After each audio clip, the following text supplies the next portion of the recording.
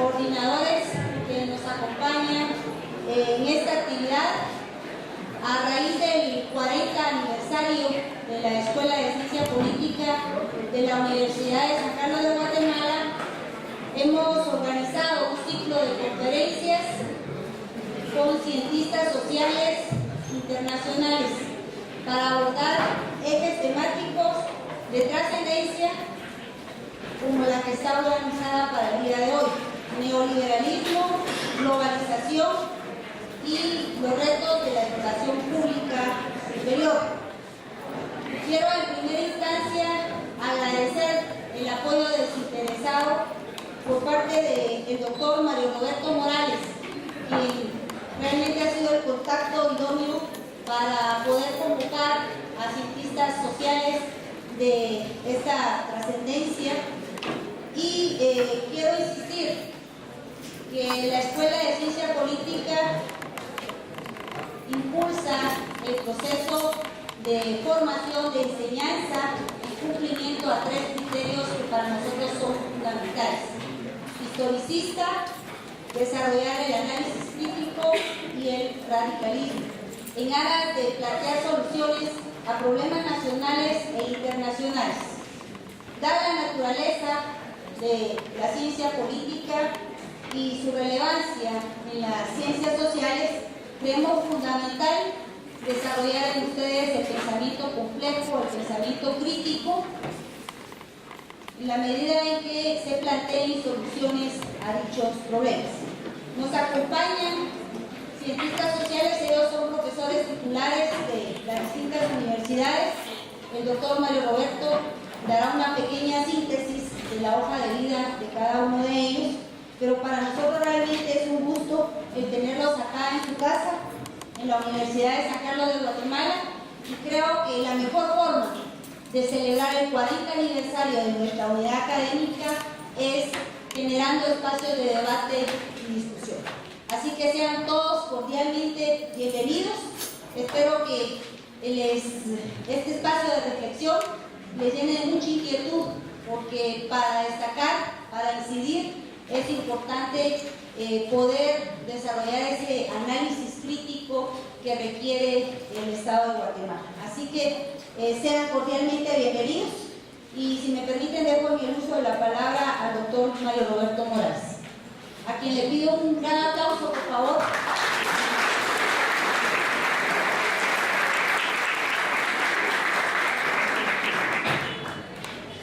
Muy buenas noches a todos y muchas gracias por estar aquí en esta actividad esta noche, que forma parte de una actividad más larga, más grande, que tiene que ver con el ciclo de conferencias individuales de los colegas que me acompañan en esta mesa a partir de mañana.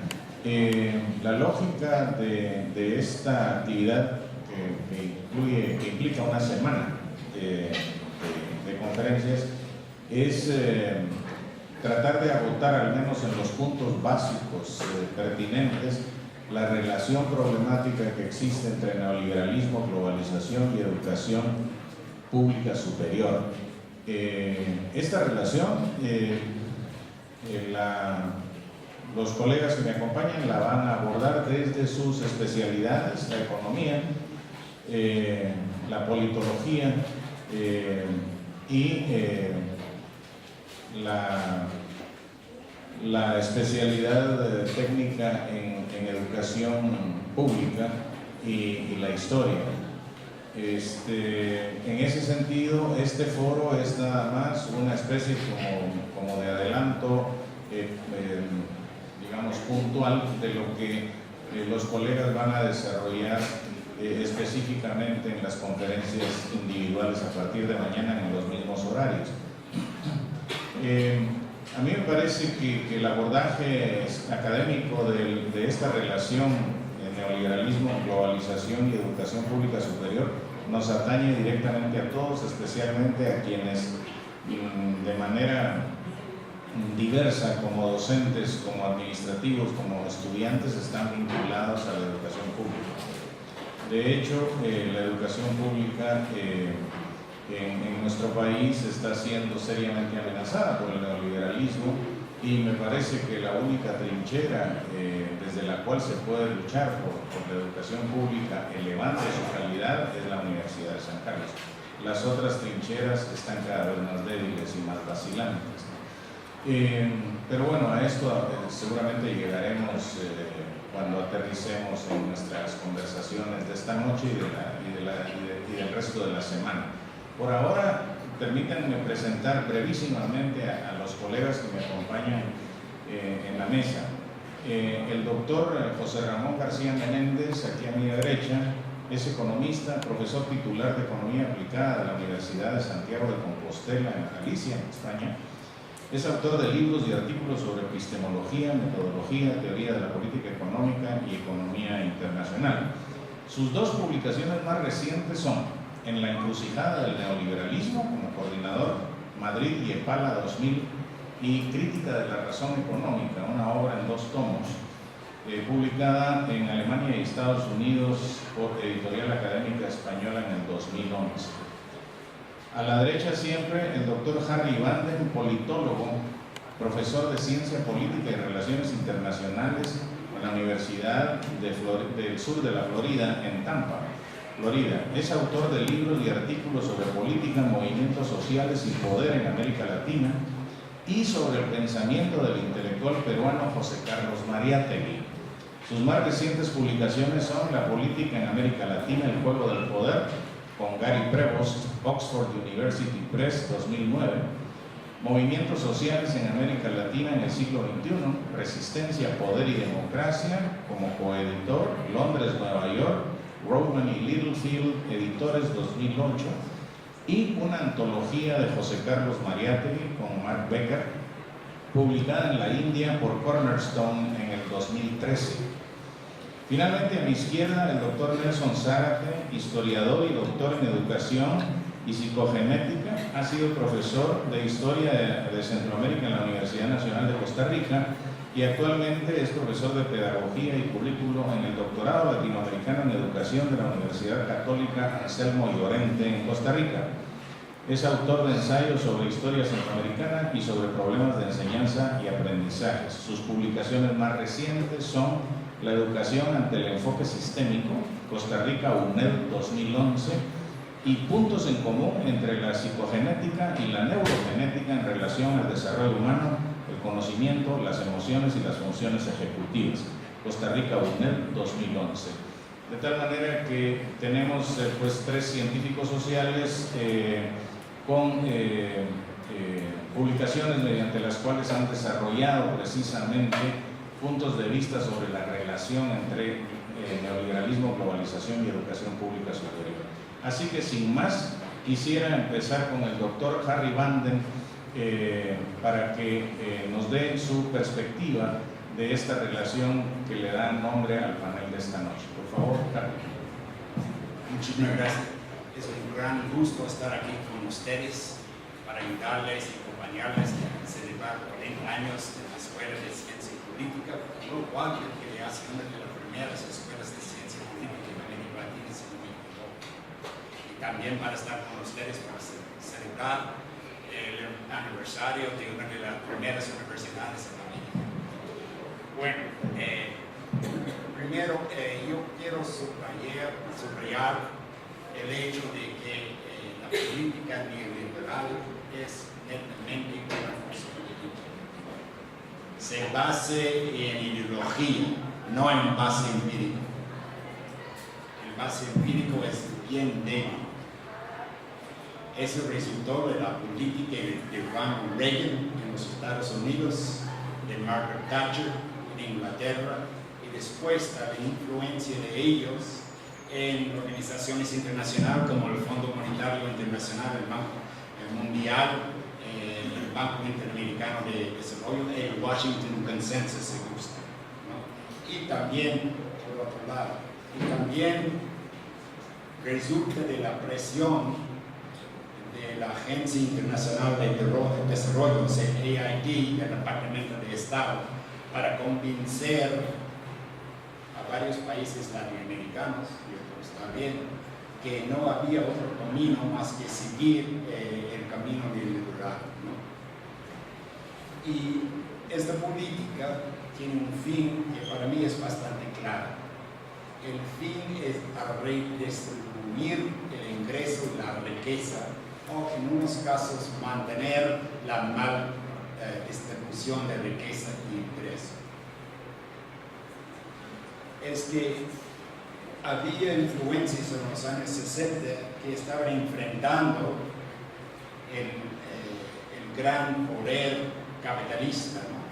Había movimientos estudiantiles en París, en los Estados Unidos y en otras partes que enfrentaban eso. Y ellos se dieron cuenta que iban a perder la lucha ideológica y por eso económica si no crearon otro mito, otra ideología. Claro, había personas como Francis Fukuyama que hablaba del fin de historia y por eso fin de ideología. Idea de que con el fin de la Unión Soviética, con el fin del socialismo de Europa Oriental, acabó el proyecto socialista, solamente quedó el proyecto capitalista y que tenía que modificarlo y hacerlo más viable en el mundo que a salir. Por lo cual van creando toda una ideología que habla del mercado libre, de falta de regulación, de comercio libre internacional, de reducir todos los servicios gubernamentales y reducir hasta el gobierno en sí, de terminar con planificación y todo eso. Lleva toda una meta ideológica política muy fuerte y muy clara. Y el mensaje fue, y hasta cierto punto sigue siendo, que no hay otra alternativa. Hace falta tener libre mercado, democracia, estilo capitalista, o no desarrollarse. En cuanto a la educación, tiene una vinculación, yo creo, muy fuerte. Lo que está pasando es que, por ejemplo, en los Estados Unidos están reduciendo el apoyo económico para la educación a todos niveles, primaria, secundaria y en las universidades estatales también, cosa que están intentando aquí. Quieren privatizar todos los tipos de educación, quieren cobrar una matrícula cada vez más fuerte. Para asistir, por ejemplo, a una universidad pública en California, solamente la matrícula cuesta más que $10,000 por año. Fíjense eso.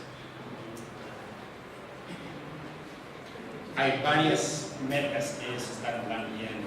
Primero, vamos a restringir la entrada a las universidades públicas. ¿Cómo? Vamos a cobrar más. Vamos a privatizar para que podamos cobrar una matrícula fuerte que llega a entrar a mucha gente de la clase obrera, clase media, especialmente la clase media baja, y hasta unos más. También vamos a cambiar la naturaleza de la universidad a una universidad con enfoque técnico, científico. Vamos a ayudar a los científicos en las ciencias naturales de desarrollar su análisis objetiva, de crear nuevas tecnologías, de pedir financiamiento de las empresas multinacionales, farmacéuticas, lo que sea, pues que hace millones de dólares por la universidad. Y vamos a ir entrenando gente tecnológicamente, que tienen una visión tecnológica de su educación, de su rol en la vida. Así que ellos van a preocuparse de la tecnología en un sentido muy estricta para no preocuparse de los grandes problemas, de conflictos sociales, de la pobreza, de la miseria, de la represión, de recuperar una visión histórica. Esas cosas están fuera. Por lo cual, quizás hay que cambiar las ciencias sociales un poco, para que aprenden más técnicas estrechas y para que tienen menos visión, menos penetración para entender el proceso que está pasando. O sea, vamos a reestructurar, pero tenemos que tener mucho cuidado. ¿Por qué? Porque los científicos sociales, mucha gente de las humanidades, van a tener una educación que le da la capacidad de hacer un análisis crítica de lo que está pasando, de realizar, por ejemplo, que la riqueza se está concentrando cada vez más. En los Estados Unidos acaban de salir estadísticas probando que la concentración de riqueza en los Estados Unidos está al punto más alto desde los años 20, o sea, los años de los robber barons. Y que la clase media ha bajado en su ingreso promedio y su estándar de vida.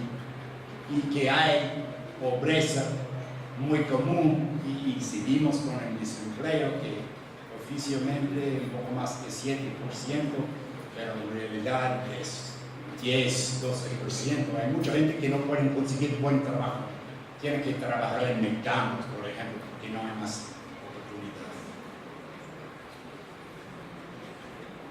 Y lo que van a hacer, o sea, el plan neoliberal, es quitarse recursos para las universidades públicas,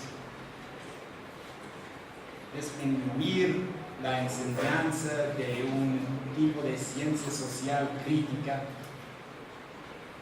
que le da una visión compleja, y convencer a la gente que ellos tienen que ser parte del nuevo sistema. Es un nuevo sistema neoliberal, consumista y apolítica. Claro, tiene su política, pero ellos quieren que ustedes entren,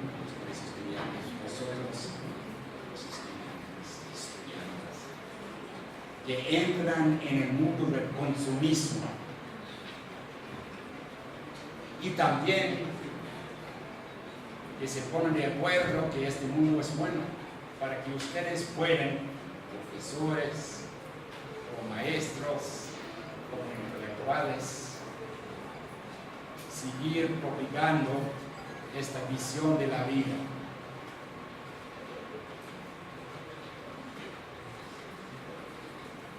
Es que quieren producir egresados de universidad que son pasivos, que no son sujetos de su propia historia, de su propia vida. Y quieren producir más consumidores, y es una cosa muy seria, porque el mundo neoliberal está en base de ese tipo de consumismo. O sea, como egresado de la universidad, como él o ella que aspira a ser parte de la clase media, tiene que tener varios aparatos eléctricos en la casa. Tiene que tener un televisor con una pantalla así de 2 metros. Y más que nada tiene que comprar un carro. No tener buen transporte público, sino un carro nuevo. Por la mañana cuando entramos, por la tarde cuando subimos al Antiguo ayer, vi todos los carros que la gente está comprando, más o menos estaban parados en las calles, en los caminos, porque no funciona el sistema de transporte, porque no tienen transporte público, no hay metro, no hay gran vía, y monorail y otras cosas que eficientemente pueden llevar las cosas, sino un montón de carros que cuestan un dineral en total, que van creando dar como un ejemplo. Soy un gran aficionado de los casos. Bueno, en fin, ¿qué quiere? Que la universidad pierde su sentido crítico, que la universidad restringe la entrada, que la universidad se vuelva cada vez más técnica, que la universidad va aceptando y propagando el consumismo, que ustedes como profesores, como estudiantes, como líderes intelectuales y hasta intelectuales orgánicas en el futuro, sino en el momento actual, que ustedes sepan que no hay más alternativa, porque lo más peligroso será crear otras alternativas, de realizarse que hay varias alternativas, que si el socialismo de la Unión Soviética no servía, un socialismo que estaba planteando, por ejemplo, Hugo Chávez, un socialismo del siglo XXI puede ser muy viable. Un socialismo que no es solamente rojo, sino un poco verde también. Y ustedes tienen esta capacidad, por eso ustedes tienen que andar muy ligeros, muy cautos, porque sí, van a ser muchos que quieren quitarle esta visión. Y se está creando tal visión en otras partes, en Bolivia, por ejemplo, en base de la cultura indígena, han confeccionado todo un concepto de la vida llamando el vivir bien. O sea, vivir con los medios actuales, no esperar a más consumismo, sino comer bien, tener una casa decente, tener ropa y tener una vida humana que esté en base de la cultura de la humanidad. En Ecuador también tiene una visión, una alternativa parecida que se puede vivir. Y viene también de la cultura indígena. Bueno, muchas gracias.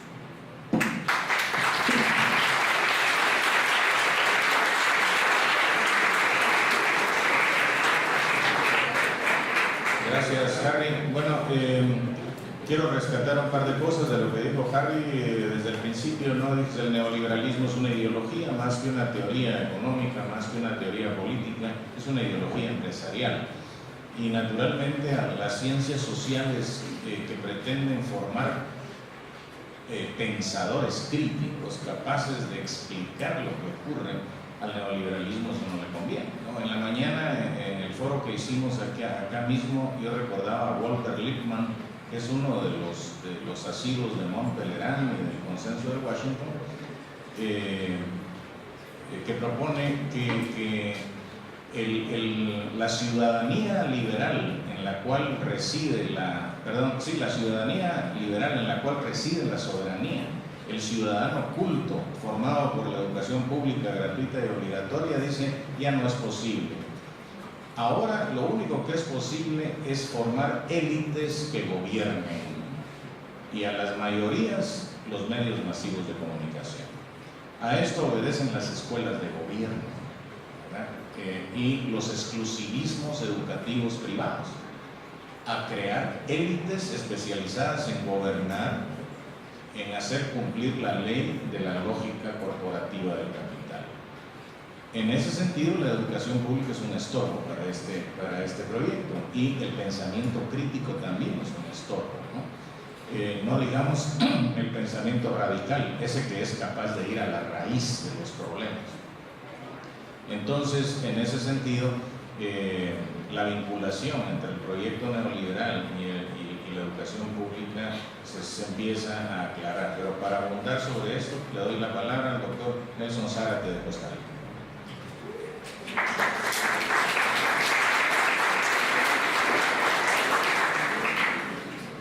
Muy bien, buenas noches. Yo me voy a concentrar a establecer una aproximación conceptual, una deconstrucción que puede tener algún valor instrumental para interpretar un poco lo que está ocurriendo con la educación pública, en particular la educación pública universitaria, y que son conceptos concernientes estrictamente a la racionalidad del neoliberalismo y de la globalización. Y a partir de esa deconstrucción, tratar de enfocar algunos ejemplos prácticos de cómo entender y de cómo aplicar estas ideas de manera propositiva, de manera alternativa. En primer lugar, pues debemos recordar que el neoliberalismo aboga por un mercado total. Este es un principio fundamental. Y este mercado total, que no está aún debidamente abordado, que es un proceso que aún continúa, le llamamos globalización y homogenización. Si no le llamamos globalidad, no globalización porque esto tiende a más. Cada día que pasa estamos más globalizados. Lo otro es que el valor central del mercado total es la competitividad. Ese es el valor fundamental. Y el sujeto central de esa competitividad y ese mercado total es el sujeto que calcula, que mide, que entiende la utilidad en términos cuantitativos, en términos de beneficios.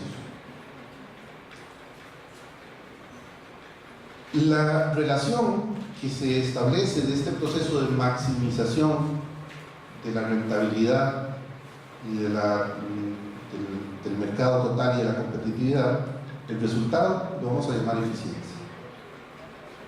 Y este es el punto medular de la discusión, porque la eficiencia se convierte en una racionalidad, una justificación del para qué hacemos o del para qué se construyen determinadas medidas. Entonces, uno se pregunta varias cosas. Uno se puede preguntar si realmente la eficiencia, vista así, es eficiente. ¿Es eficiente la eficiencia? O se puede preguntar si se puede vivir con esa eficiencia y cuánto tiempo y cuánto es el tiempo que una eficiencia de esta naturaleza nos permitiría. Porque bajo esas condiciones de maximización de rentabilidades, la tónica que se deriva es una tónica voraz, es una tónica del consumo y de la explotación masiva, constante y permanente de todos los recursos posibles en pos del beneficio. Y esto hace suponer que quienes piensan en este tipo de formas de explotación y de ideologías asumen pues que estamos en un mundo, o que vivimos en un mundo que es plano, que es una recta numérica, porque una recta numérica tiene infinito, y cuando un recurso se agota en un sitio, se puede ir a otro y comenzar nuevamente este ciclo de voracidad.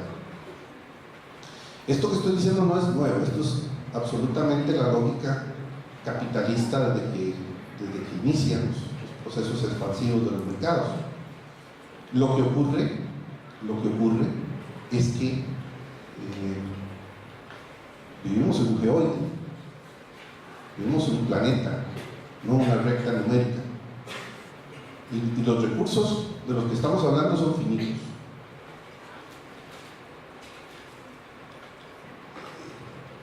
Lo que estoy diciendo no es una perogrullada, no es una obviedad. Es que pareciera que la dinámica neoliberal nos hace perder de vista esta cuestión que es evidente. nos crea una ilusión de permanencia que los recursos no se van a agotar, no se van a